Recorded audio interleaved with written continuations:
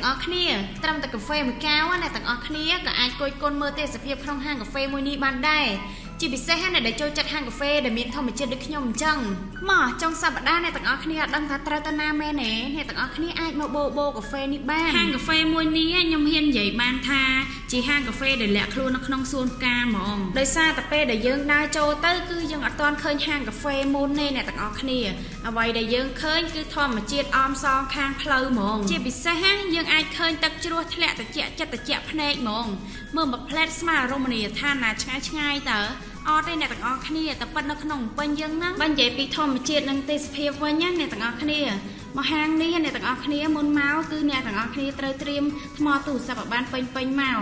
ព្រោះអីនៅហាងកាហ្វេនេះគឺមានកន្លែងថតច្រើនណាស់ជាពិសេសអ្នកដែលចូលចិត្តថតរូបគឺត្រូវហ្មងព្រោះអីនៅកន្លែងនេះគឺស្អាតគ្រប់ប្លង់បើ view វិញក៏ហ្មងអ្នកទាំងអស់គ្នាមកហាងកាហ្វេនេះគឺអ្នកទាំងអស់គ្នាអត់ខំបំណងទេបើនិយាយពីកន្លែងអង្គុយវិញអ្នកទាំងអស់គ្នាមិនបាច់ភ័យទេខាងហាងគឺគាត់មានរៀបខាងក្នុងនិងខាងក្រៅ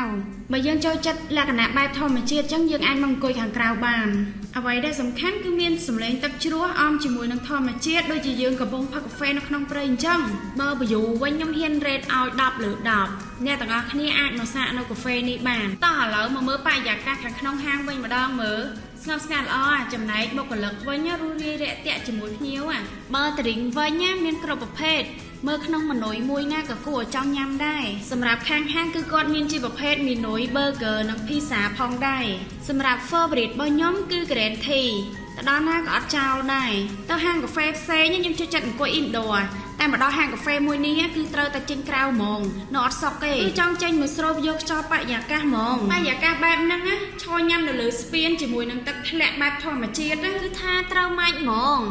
ជាពិសេសអ្នកដែលចូលចិត្តធម្មជាតិបែបពណ៌បៃតងដូចខ្ញុំអញ្ចឹងមកភ្លក់ជាមួយភីហ្សាវិញម្ដងមើលក្រោយឃើញក៏គួរឲ្យចង់ញ៉ាំដែរខ្ញុំមិនដើរមើលទេសភាពមិនដើរហាក់បីដូចយើងកំពុងញ៉ាំភីហ្សានៅលើព្រៃភ្នំអញ្ចឹងមើលតែបេក្រនៅខាងក្រោយក៏ដឹងដែរមានរុក្ខជាតិតូចធំអីនៅក្នុងហាងនឹងទាំងអស់សម្រាប់រសជាតិវិញគឺខ្ញុំហ៊ាន rate ឲ្យ9 លើ 10គឺថាឆ្ងាញ់មើលតែមាត់ក៏ដឹងដែរថាឆ្ងាញ់ប៉ុណ្ណាញ៉ាំពេញមាត់ហ្មងចំពោះតម្លៃវិញគឺសមរម្យទេអ្នកទាំងអស់គ្នាអញ្ចឹងចុងសប្តាហ៍ទំនេរអីអត់ដឹងថាត្រូវទៅណាអ្នកទាំងអស់គ្នាអាចបបួលមិត្តភ័ក្តិឬក៏ក្រុមគ្រួសារមកសាក order ញ៉ាំបានសម្រាប់ទីតាំងវិញអ្នកទាំងអស់គ្នាស្រួលរកទេមានដល់2សាខា